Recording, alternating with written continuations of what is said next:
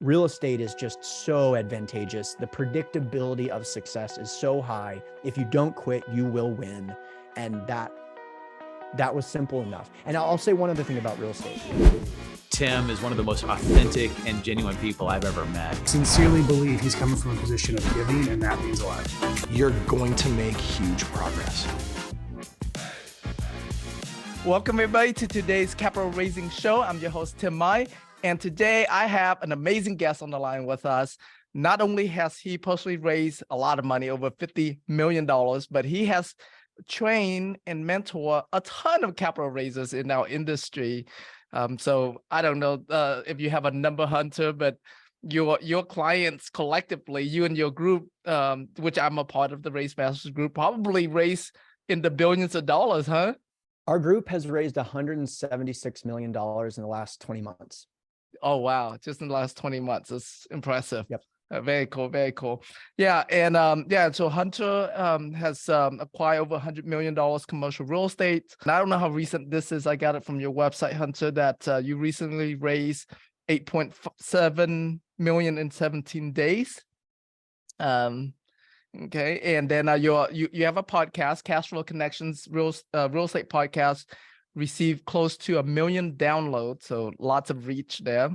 And Hunter has been featured on Forbes, IMN conferences, as well as 100 plus others publications, podcasts, and media outlets. So with that, let's welcome the man, the myth, the legend, Mr. Hunter Thompson. Woohoo! Yo. Yo. Capital raising. Yes, capital raising. Yes.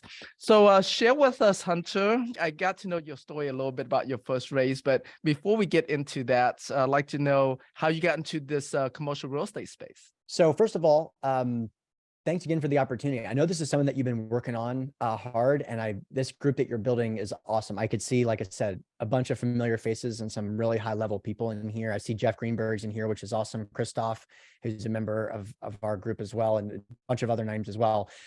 So I have been in this space since around 2010.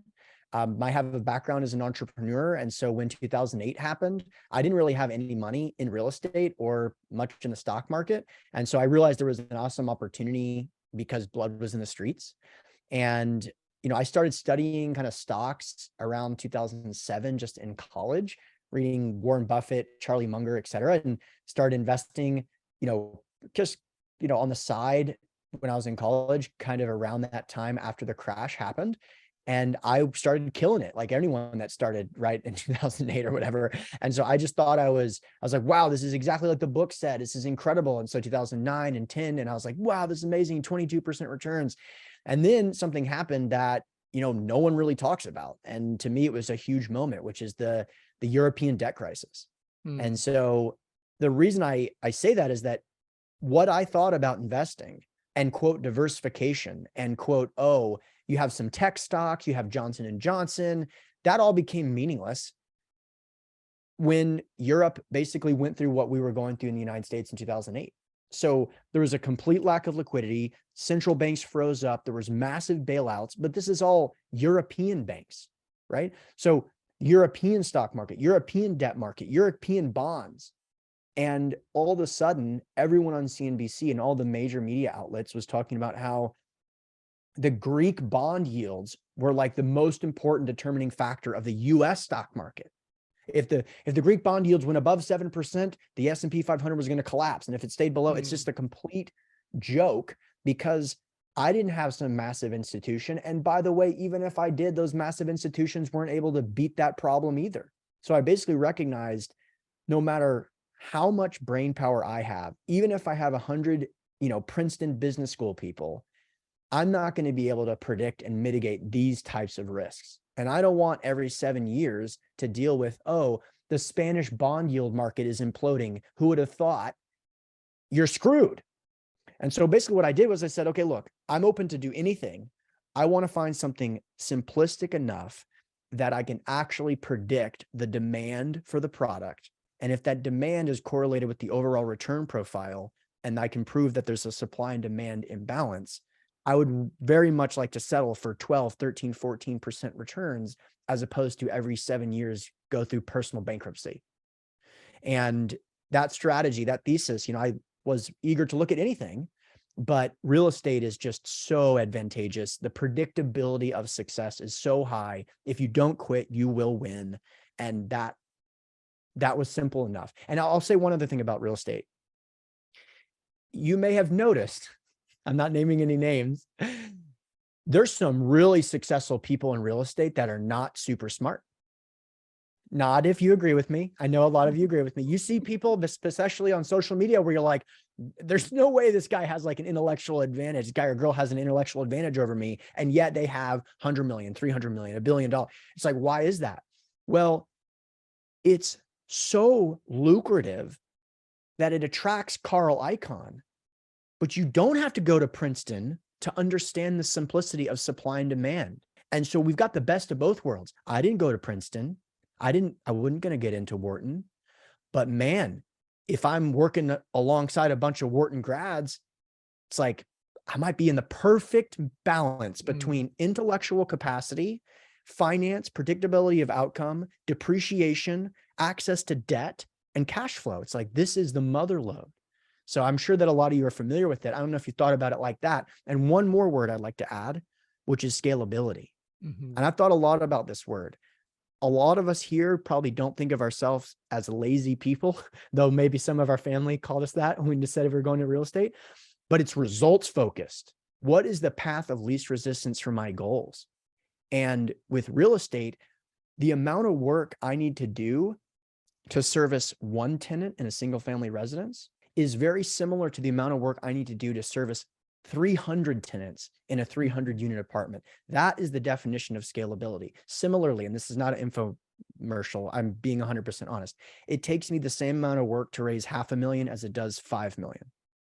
And so I built my business around that. So we're going to talk about all that stuff today. That is awesome. All right. Now I know your first capital raise was a very challenging one. Love to hear that story. And and how you navigated through that.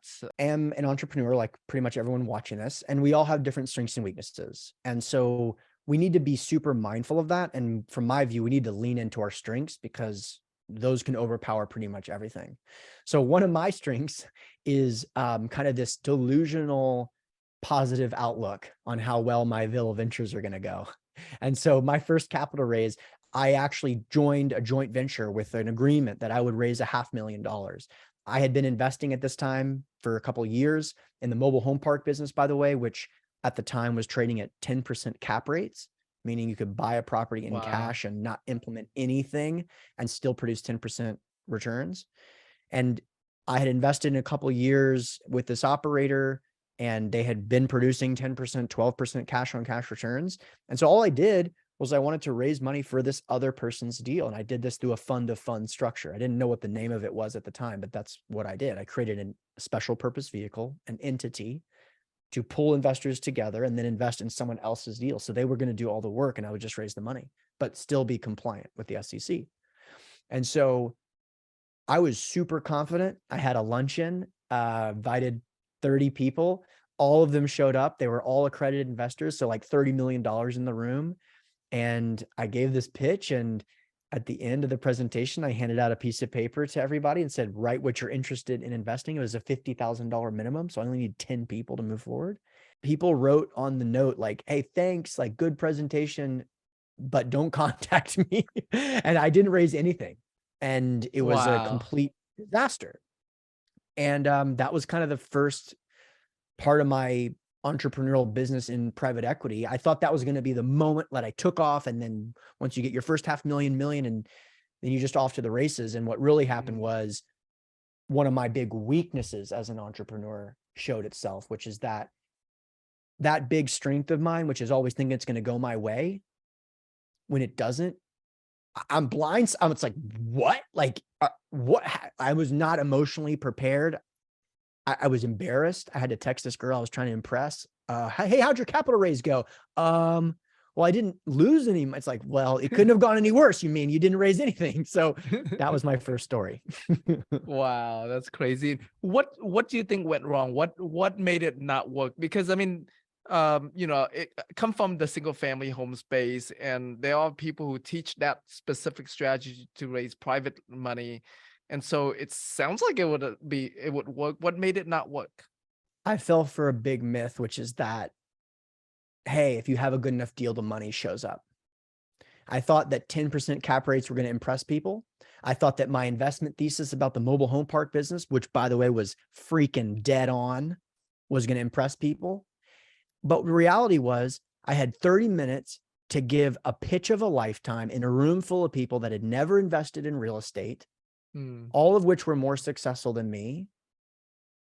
And I did no follow-up sequence. I had no automated nurture sequence. I had no way to capture them as leads. I wasn't even thinking about leads. I was thinking, go in, give the pitch of a lifetime, make a bunch of money, and you go to Mexico for a week.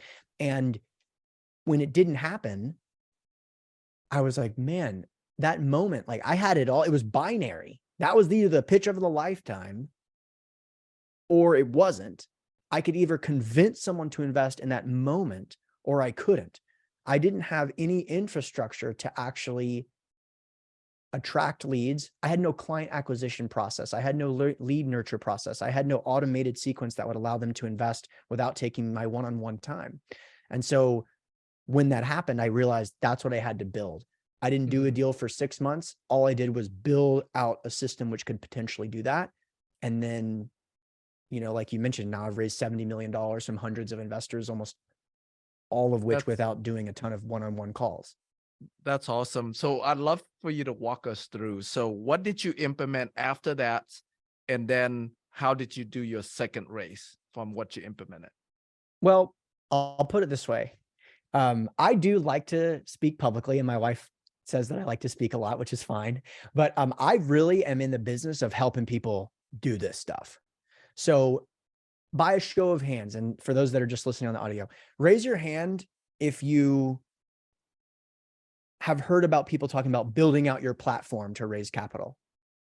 Like, are you familiar with what that term means? Raise your hand. If like building out your audience, building out your platform, that's how you raise money.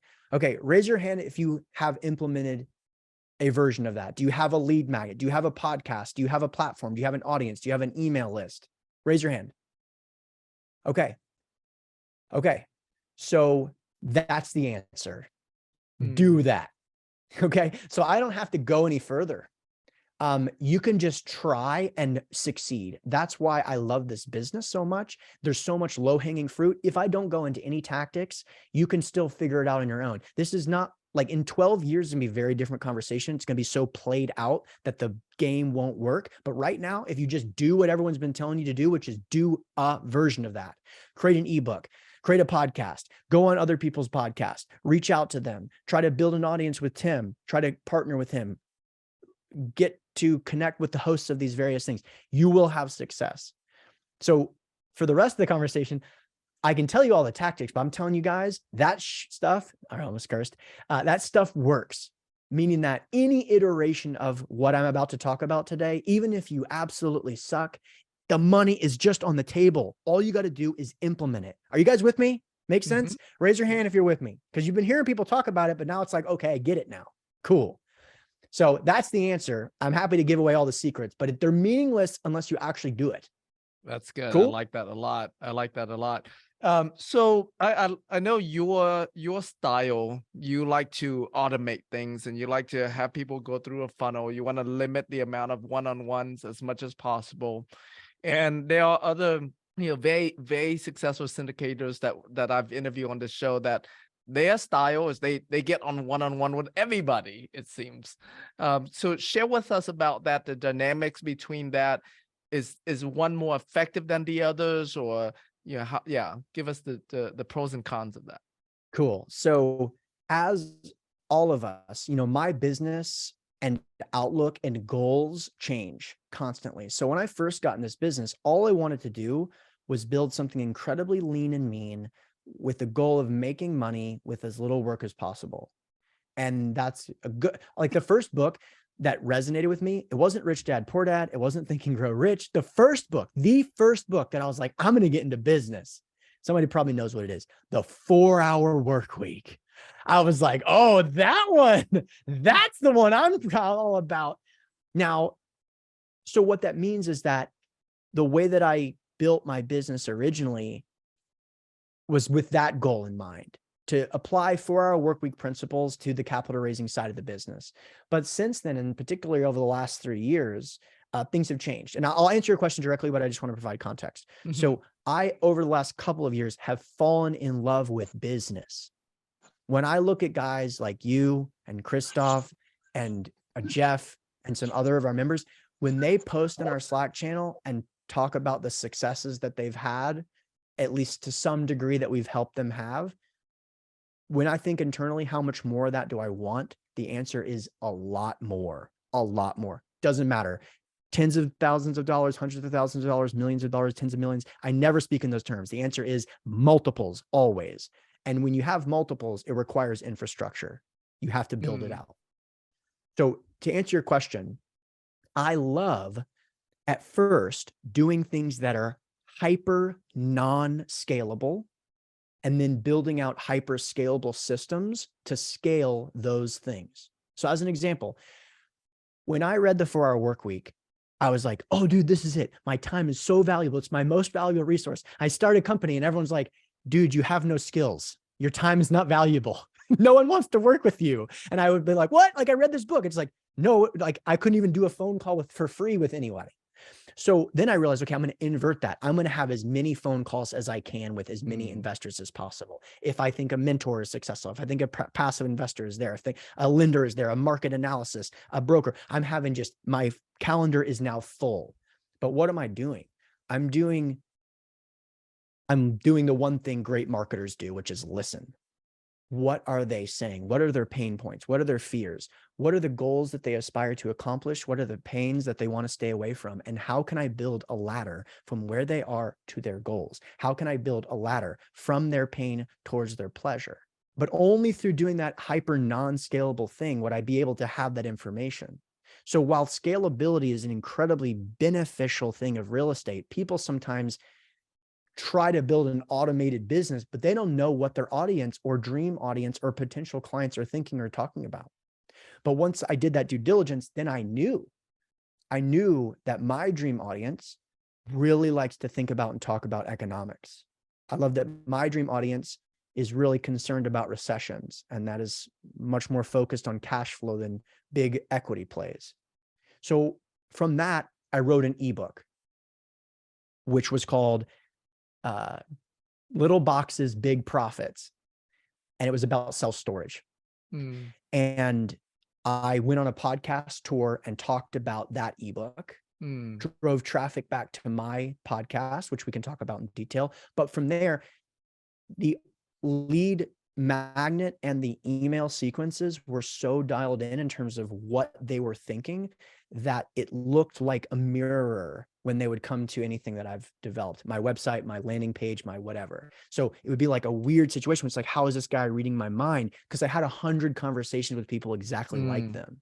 So that's how we turn something non-scalable into scalable, and depends on where you are in your business, right? So right now we're building out an infrastructure where we will have a lot of one-on-one calls with investors, but it's not going to be me, because I got to be thinking about other ways I can 10x my business. I can't have one-on-one calls. There was a time where it was only me and I was the only person competent enough to have those calls. Right.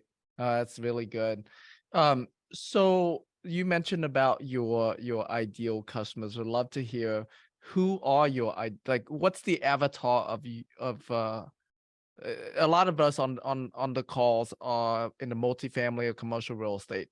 What have you found as the ideal avatar profile for syndicators like us? Okay. So really a good question. I'm so glad you phrased it like that. I know you're setting me up for a good answer because you know my stuff. So, everybody here wants to cater to busy professionals that are looking for tax write-offs. So I'm looking at a lot of rock stars right now. It'd be very difficult for someone to jump out of their seat and be like, that's my guy or girl, if that's your dream avatar, right? The market is maturing more quickly. So there was a time, especially when I started ASIM Capital, where if I could say, hey, I'm into syndications, that was a niche.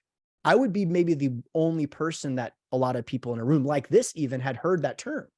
That was before the Jobs Act. So my concept of dream avatar, you have to go much more niche now to make people jump out of their seat and go, who is this guy?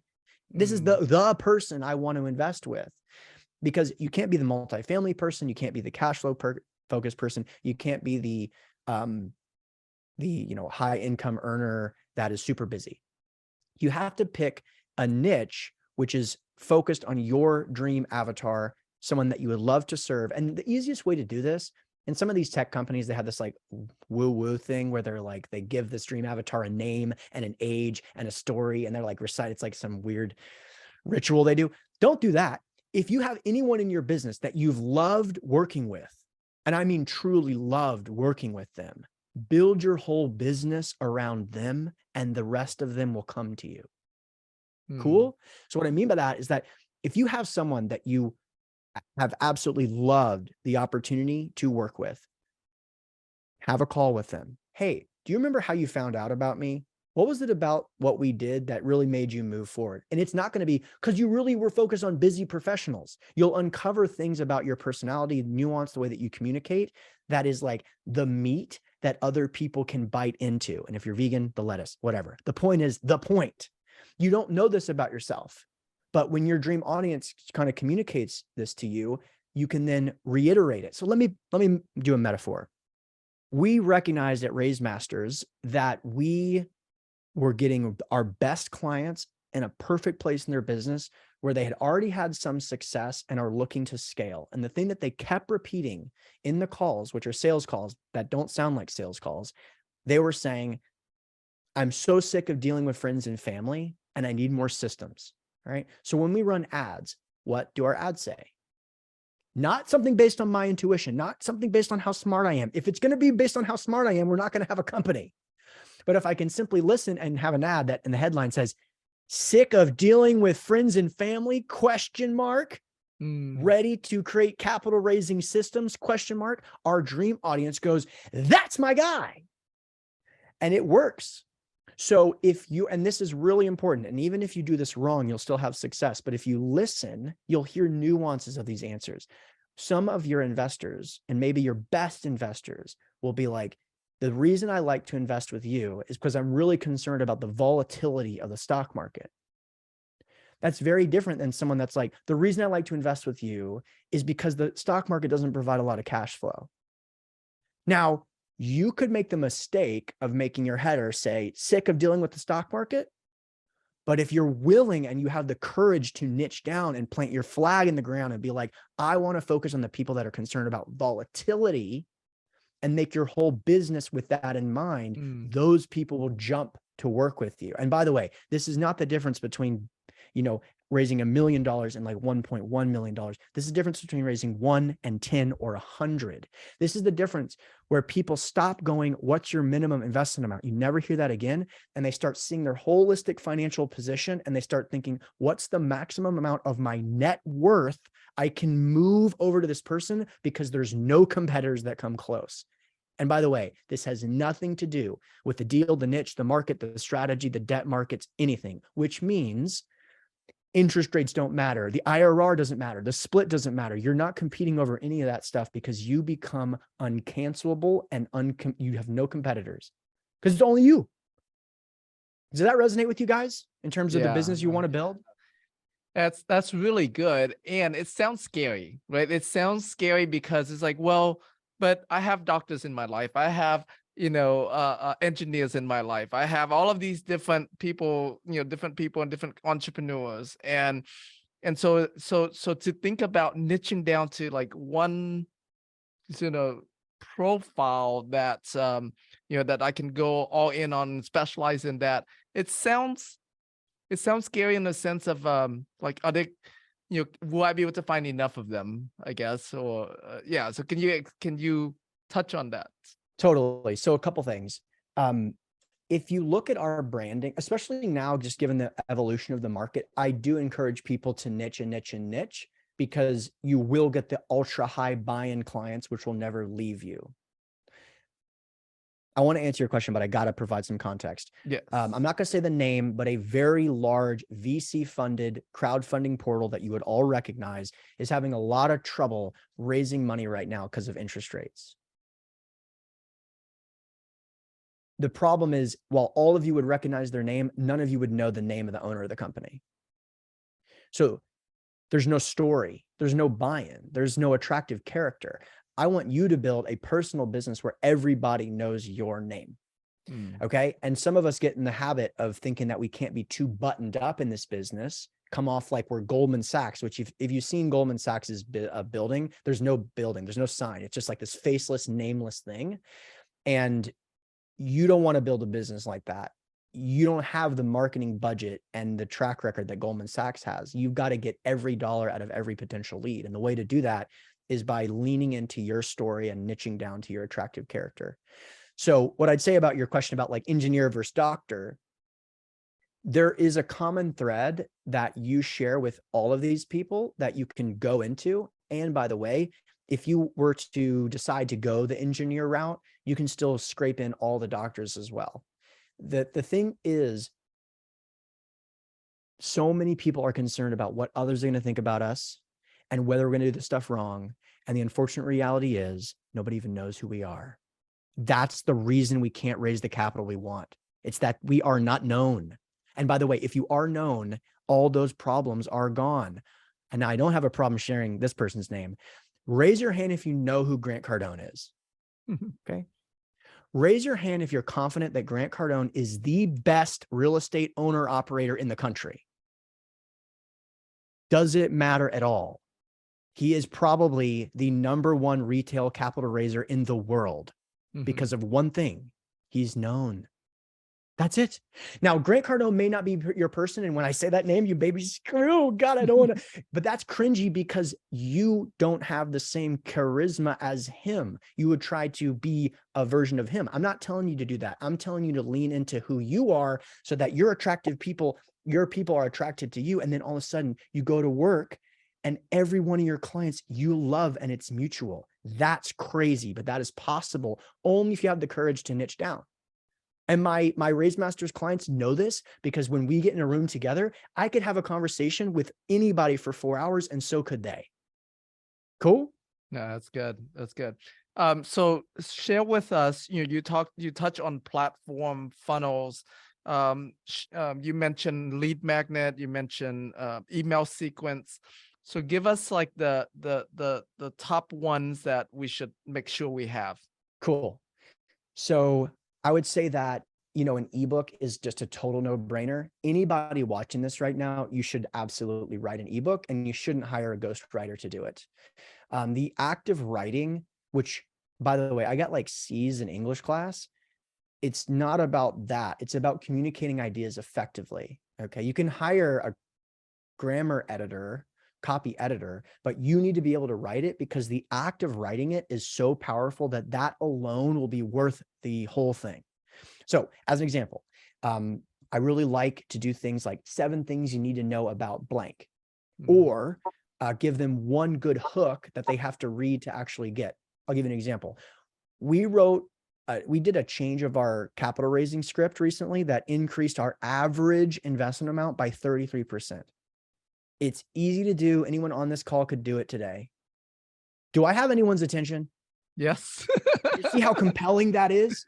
Right. Because I don't take it for granted. I'm here on the screen and I try to tell jokes every now and then to make sure I keep everyone's attention. But the curiosity is the mecca of marketing. Your clients are even more busy than you. They're the ones making hundreds of thousands, millions of dollars, and they're just trying to place the capital. So your clients aren't obsessed with multifamily real estate. They're doing the same thing you're doing, which is the thing that's in front of them, responding to emails, going to the dentist, trying to keep the dang thing afloat. You know what I mean? So try to hook them in with curiosity and then over deliver on the content. One thing I'll say about ebooks is that don't over text your ebooks.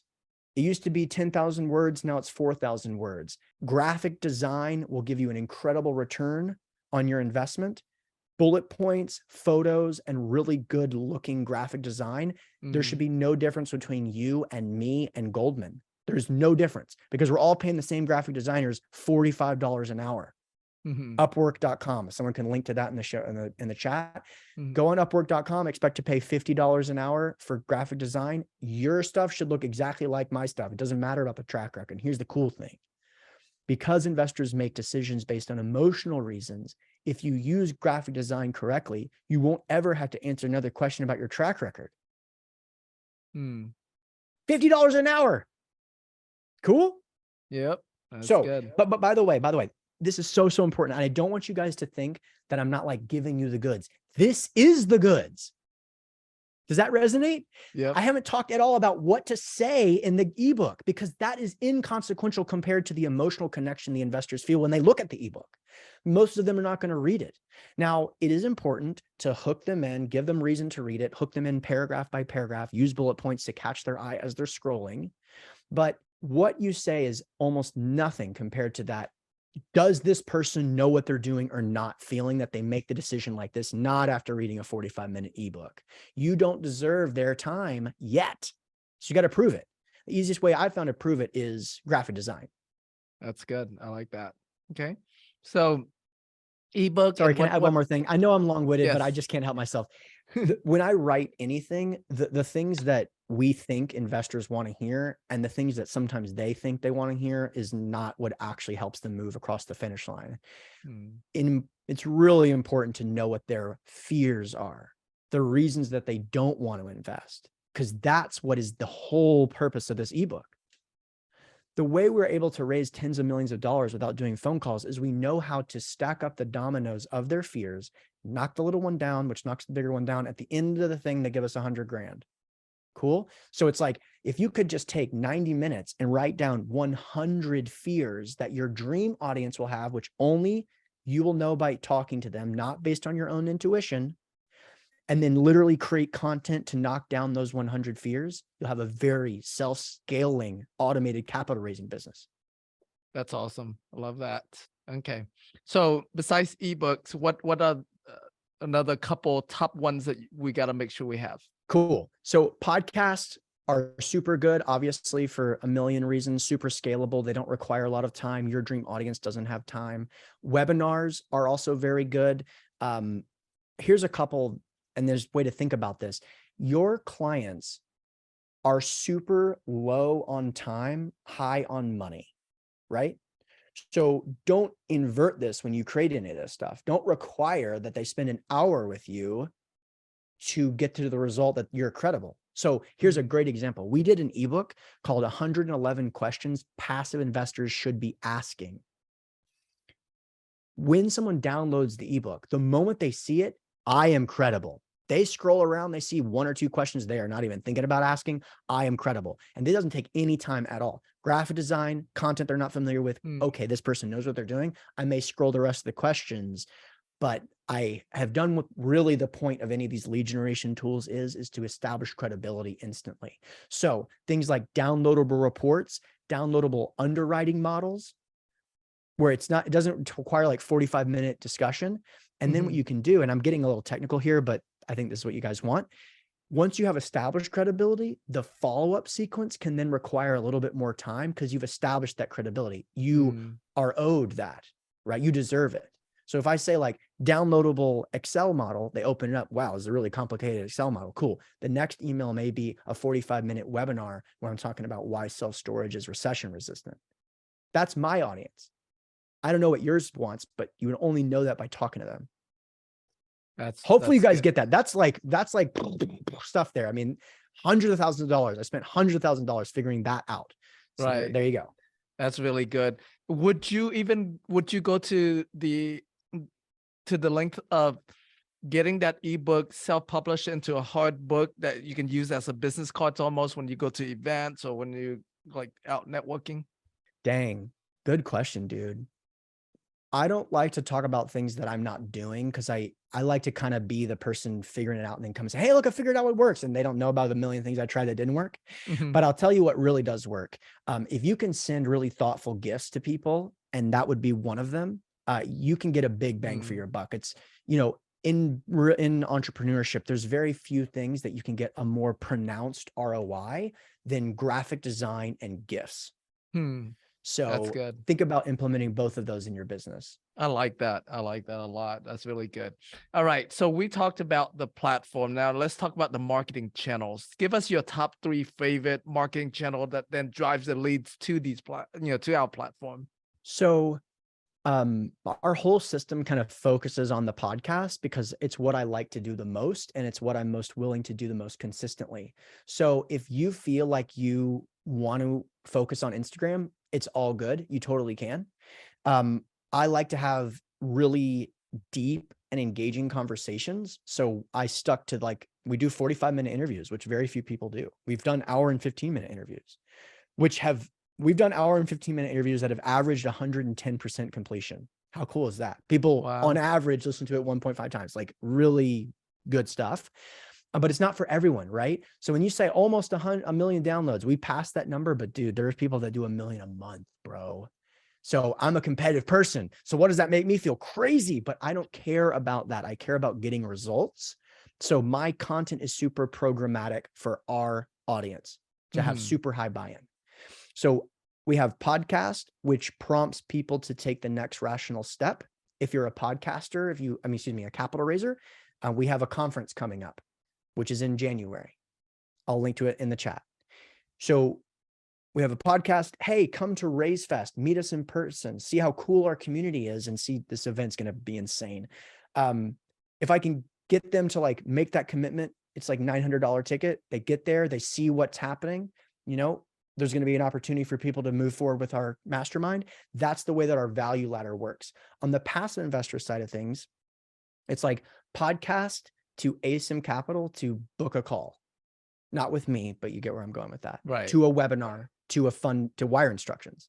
Right. So I know you have your own podcast. Which do you like more, your own podcast or being on other people's podcast? Geesh. I'm super programmatic with my podcasts because of just the time, the limitation. Like I said, when I started my business, I had no skills, plenty of time. Now I got a lot of skills. Everyone wants my time, no time. So you got to be super programmatic. If you haven't yet spoken on someone else's podcast, you need to start now. Get some reps in. There's probably a lot of people on this right now that have recently started a podcast. They're eager to have new guests as podcasts. But for me, when I do podcast tours, they're extremely specific. I create a new lead magnet and I'll go through 30 podcast interviews in a month, and I won't do anything for 90 days. Then I'll have a conference and I'll go do 30 podcast interviews about the conference. Then I'll have a summit and I'll do 30 interviews about the summit. And I like that. I don't just randomly go on podcasts. This shouldn't come off the wrong way. There's two important pieces here. I don't operate on other people's schedule, right? But that's not about me. You shouldn't either.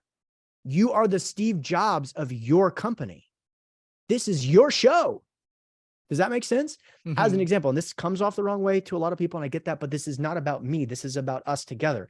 When someone gets on a call with me, what they say is, wow, is this actually Hunter Thompson? Now that's cringe to say, but you can have that too. You can have that too. You can build up your platform so that the credibility is so high. You answer the phone, they go, oh my gosh, is this Elsa? And you're like, yeah. What do you think the likelihood of they're going to be like, can I talk to 3 of your investors, by the way? The credibility is created so high, not do anything that costs money, but for having free conversations with your friends on the internet and just clicking record, that the next call, that credibility thing that needs to be knocked down is gone forever. Is that resonating with you guys? Yeah. That's not bragging. That's not bragging. That's me saying this is totally achievable, like for you. That's good. That's good. And it's very similar to the way, book authors does it. Whenever they launch a book, they go on these tours. Same thing with artists, right? Like, pop, whatever, singers, when they come out with a new album, they go on these tours. And so the whole idea of theme-based, event-based marketing, I like that a lot, because it's like, wow, all of a sudden it's like, well, Hunter's everywhere, right? Because you're on a tour. So there's something about that similar to the same thing when movies come out, right? There's a movie launch that happens. So I like that idea of turning podcasts into like a launch of some kind. I like that. That's a cool. I've never heard of anyone approach it that way. That's really awesome, dude. Yes, that's there's really important distinction here, but yes, 100%, because you actually treat it like a launch of a company, which, by the way, almost no one does correctly either, because we're all entrepreneurs. So what do? We have this launch of our new thing. Let's say it's a lead magnet and it's on the 19th. What is the reality of the situation? We go, it's the 17th. We go, I should start working on that. And it's going to be 3 days late, but I'll still get it done. But the reality is, who cares about the ebook? The ebook is not relevant. What matters is the leads. And so the moment that you start to feel like, oh, like you're burnt out, you've worked on this thing, that's the moment that you actually kick it into gear, which is to do the thing that actually will move the needle in your business, which is to get a mountain, a stream pipeline of endless leads. So don't get burnt out creating the thing. The creating the thing is what you do for them. What they do for you is give their email address. But one really important thing, I said, hey, I don't work on other people's time or whatever. The only way that I was able to do that, this is the way to communicate what I'm trying to say in a fair way. In 2018, I was asked to speak at the largest non-institutional conference in real estate that I know about. It's a conference called the Best Ever Conference. Are y'all familiar with that? Yep.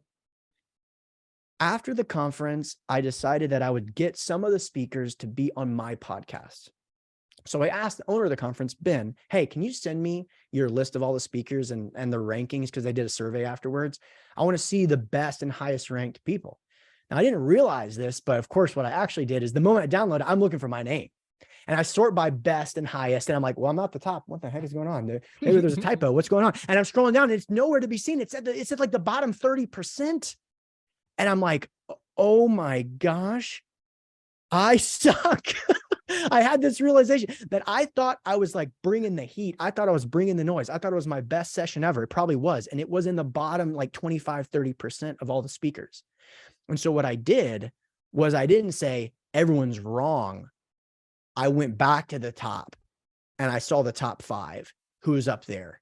Neil Bawa, crushing everybody like always. You guys know who Neil Bawa is? Yep.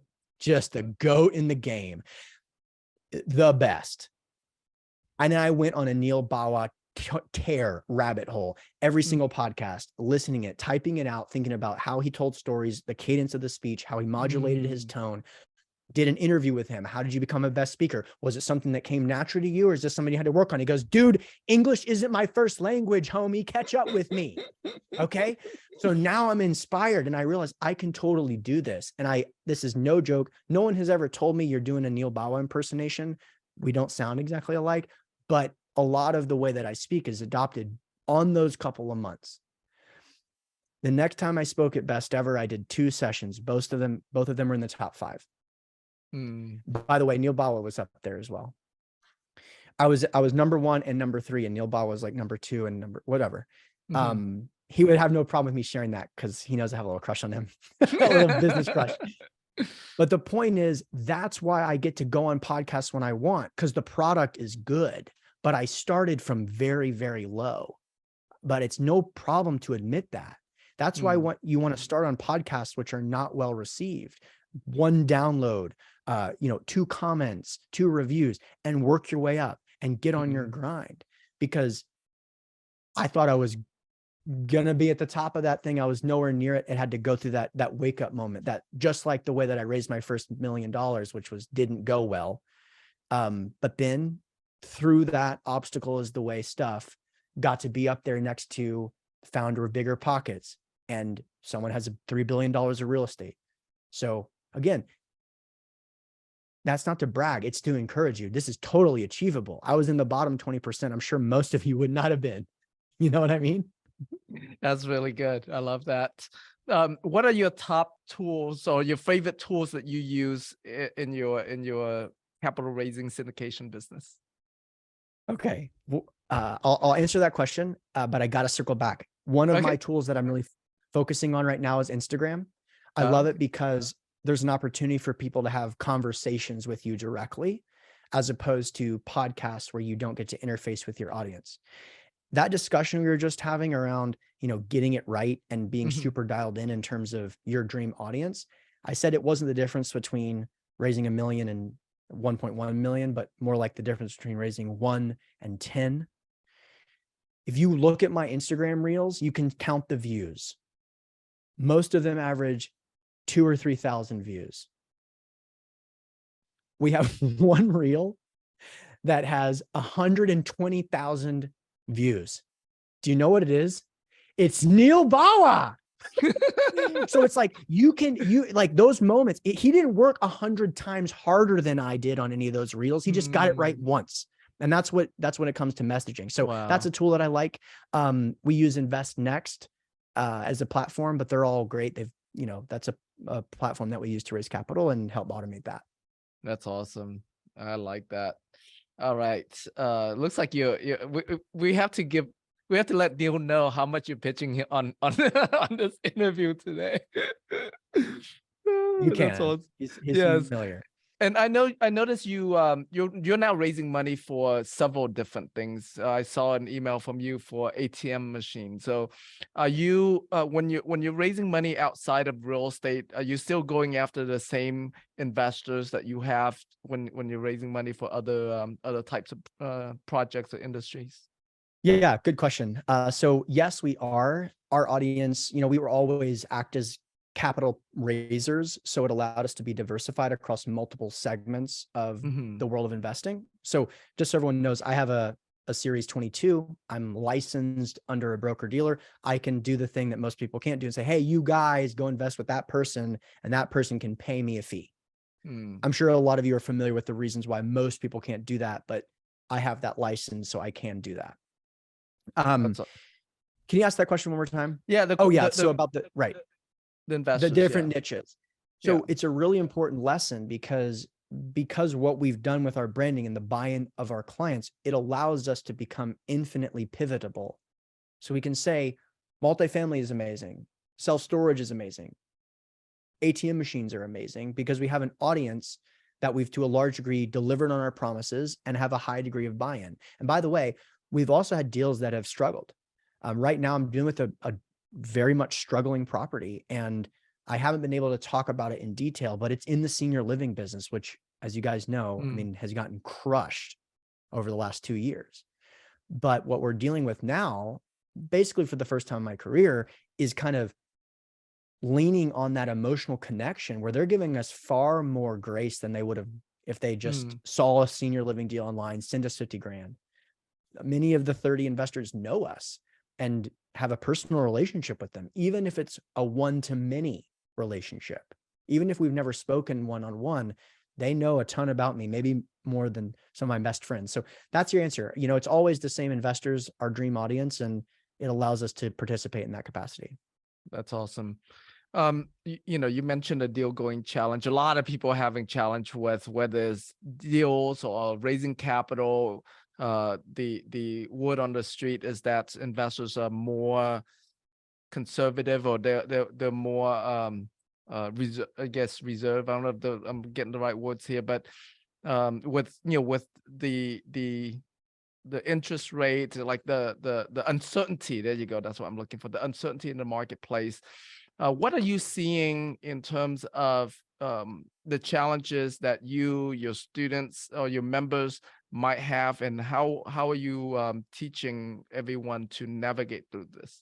My students, like in the capital raising space, we're very niche down in terms of capital raising because I didn't want to have any competitors, right? So there's a lot of people that talk about how to find good deals, how to talk to brokers, how to talk to lenders. I just wanted to be the only mastermind for capital raisers. Right. And so I do try to keep it to that niche. However, we attract some very savvy people that are owner operators that are constantly interfacing with debt brokers and bridge lenders and agency. That's never been my strength. So I don't try to take the lead on those conversations. I have been very fortunate to interview a lot of really savvy operators, but also some very good economists. And so I can provide my tips there. But the one thing I will say is that I have a bit of a knack for this emotional control that is critical as investors. And in real estate, it's like not critical for 10 years. And all of a sudden, the only thing that matters. You guys familiar with what I'm saying? It like doesn't matter. There's no volatility, and all of a sudden, holy crap, I can't do any deals. I can't pay bills. I can't do anything. I can't pay investors. I can't make the debt payments. All that stuff happens all at once. And usually it's not just one property at the same time. This is a challenging time right now. Right. So what I'll say is if you're buying quality assets with appropriate debt and you've built a relationship with your investors, you should be fine. And even if none of those things are the case, you're just going to have to go through it anyway. So it's just really important to remember, we have been through this before. You will get through it. And it's really important to build up the pillars of your life so that income isn't the only pillar holding your house up, right? Pillars such as familial relationships, relationship with your family, spiritual stuff, your own education, and also making money. So it's like one pillar gets knocked down or paused, and you're not like, my life has crumbled, which, by the way, that happened to my grandfather. A lot of you probably know my grandfather's story. He built an incredibly successful business that blew up, and personal bankruptcy, zero, goose egg total. I'm talking like 9-figure net worth to personal zero, start over. He had not built up the other pillars of his life. So that was the only pillar. That pillar was knocked down. No money, no life. And I don't want you guys to live like that. So even coming from someone that's super focused on productivity, that is being results oriented, because I don't want you to be at the whims of the debt markets. Right. That's good. All right. What are your big goals now? Like where are you taking your business? Wanting to take your business to? So when we launched Raise Masters, which the umbrella brand of that, I own capitalraising.com. Yeah. Excuse me. That's not true. I just bought it, so forgive me. Raisingcapital.com I own. Don't go there. There's nothing there right now, but that's the umbrella brand of our business. Under that is Raise Masters. When we launched Raise Masters, our goal was to have 50 clients in 3 years. We hit 50 clients in 2 months. We now have 300 active clients. Wow. So, our goals change. You know what I mean? I think our goal is to have 1,000 active clients by the end of 2026.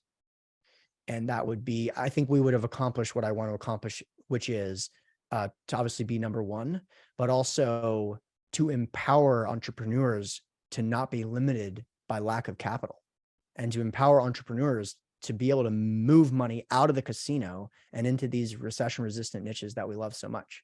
So that's one thing. I'd also say that to raise $100 million in a year at ASIM Capital is a goal that we think is achievable in the next 2 years. And we're going to build a company that has an infrastructure capable of doing that. I'm not trying to one-man show it anymore. I've gotten a lot out of building out a bigger team. And you start small and lean, and then you start to realize that you can't deliver the level of excellence that your clients deserve when it's just you. So, and this is a lesson for people that are just getting started. Don't be afraid to charge fees early on. Upfront fees, asset management fees, disposition fees, not just to promote. I'll tell you why. When I started, I had the intuition, hey, I'm going to be the most lean and mean operator ever. I'm only going to make money in the promote. Doesn't that sound super aligned with investors? I would think that's like the most aligned. Well, what happens in like 6 months when you want to hire an assistant so that you can ensure maybe your books are correct, because they don't blow your business up? You can't if you don't have fees coming. If you don't have cash flow coming in every single month, you can't build a business that actually is going to deliver a quality product to your investors. Mm-hmm. So I think that's a key takeaway that people should be listening to. Yeah. Okay. Now, $100 million in a single year is a lot of money. And it's probably for some of the people listening is like, wow, that's a lot of money. I don't know if I could ever raise that amount of money. What would you say to them? Meaning like that limiting beliefs. Yeah. Yeah. It takes time to get used to those numbers. But the thing that is just 100% true, and you can ask anyone here that's raised quite a bit of money, is that it really isn't more work. The first million is actually the hardest. Like it is actually the hardest. So if you're on your way there, or you've gotten there, like you have already gotten what it takes. It's just a matter of doing more of the same. And at a certain point, each input you have isn't a 1-to-1 ratio. It's like a 1-to-10 or a 1-to-100. So like what got you to $1 million can absolutely get you to 5. And what got you to 5, of course, you can get to 20. And then it's like, you're off to the races. Once you get to 10, it's like, what's going to happen. It's only going to happen unless you blow it. So it's totally right around the corner for anyone watching this right now. The first million is the toughest. The reason I tell a story about me struggling is that almost everyone goes through that and is like, I'm just going to go be a dentist. It's like, screw, I'm going to move on. I'm going to do something else. I don't want to deal with that again. But if you just don't quit, it's just a mathematical reality. That's it. Just don't quit. Right. That's You're true. You're playing in the best game. This is the best game, assuming your goals are similar to mine, which is predictability of wealth creation. I've done the research. I'm sure you have as well. There's nowhere even close. Just don't be distracted by the nonsense and don't allow the emotional volatility of failure get to you, and you're going to get to everywhere you want to go. That's awesome. All right. If you can go back and share a lesson with your younger self, or even, I know, you is your newborn baby, is that Not is yet, that your but first? soon, Oh, not April. yet. Oh, okay. Sorry about that. No, Yeah. it's all You good. you guys did a gender review. There you go, on the yacht. Yes. That's right. That's your first. Is that correct? That's right. Okay, so this probably won't apply to your kids, but your younger self. You can go back and share one lesson with your younger self. What would that be? I don't want to be kind of like counterintuitive, but I'll just be honest. I made some mistakes early by focusing on cap rates. I mean, I know that everyone makes that mistake, but I even think in today's environment, I would have bought far more prime assets in far more prime markets. The likelihood of success is just so high. And by the way, if you're a good marketer, you can sell deals with lower IRRs, right? So if Grant Cardone is right and price is never the answer and IRR is never the defining factor between you and your competitors, you can be like, dude, we're going all in on Denver, 12% IRR. Like, how smart are you going to look in 12 years? Really smart. You know, as opposed to 45 minutes outside of blank suburb where the moment the market sneezes, you run out of friends, you run out of buyers, you run out of sellers, you run out of lenders, you run out of contract workers. Everyone, the tide goes out and everyone's gone. The tide goes out in Denver, you still got plenty of people to party with. Yep. So that would be good. one thing. Wow, that's really good. That's really good. All right. If the folks on the call listening in, they want to reach out to you, connect with you, learn from you, go to your events, what would you like to send them? Okay. So I'm super, super excited. I can't actually say the name of the person, but I can say that someone that I probably 90% of know and are going to be super stoked when we release their name, just signed a contract to speak as a keynote speaker at RaiseFest, which is going to kick butt. It's called RaiseFest for a reason. It is the only conference where every single session is all there to help you raise more money.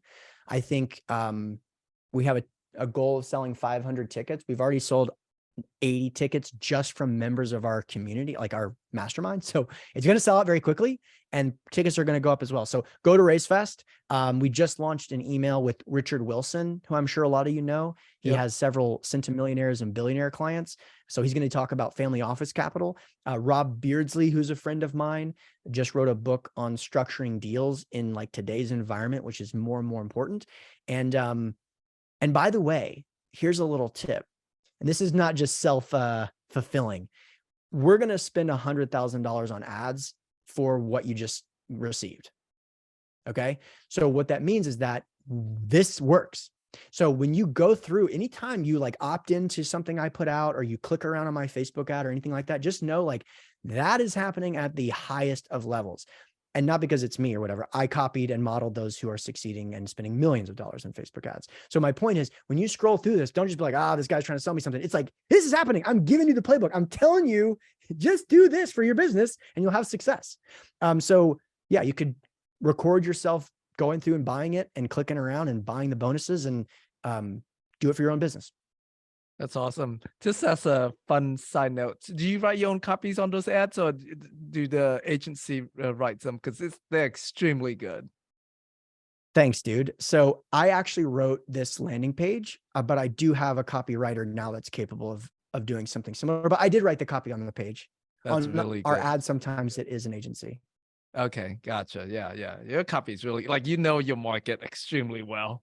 So that's, yeah. Agreed, but it's not about my writing, right? It's just about actually listening. This is the point that I want to really make clear. If you can listen, you can win in marketing. If you try to just write great words, it's nothing. But if the message, the emotional, if it jumps off the page to the people you actually want to cater to, that's when they start opting in. That's when they start scaling. Let me give some math for that. It is typical to spend like how much do you think I would pay to get someone to come to RaiseFest, right? It's a place where we're going to give great content. But we're also going to have a bunch of people, like more than 100 people are going to join our mastermind that day. So how much would I pay? The answer is nothing. They're going to pay me, meaning that I can put in $500 in ads, get $800 in revenue. Why? Because we're super dialed in terms of what they're thinking. And as you're scrolling through this, you're probably singing, dang, this is exactly what I want, right? And it's only because I listen. That's awesome. Very good. I like that. All right. We're going to wrap up this part of our interview today. Hunter, thank you so much for doing this interview with me. I appreciate you greatly. I appreciate it. This group rocks. Thanks a ton. Awesome.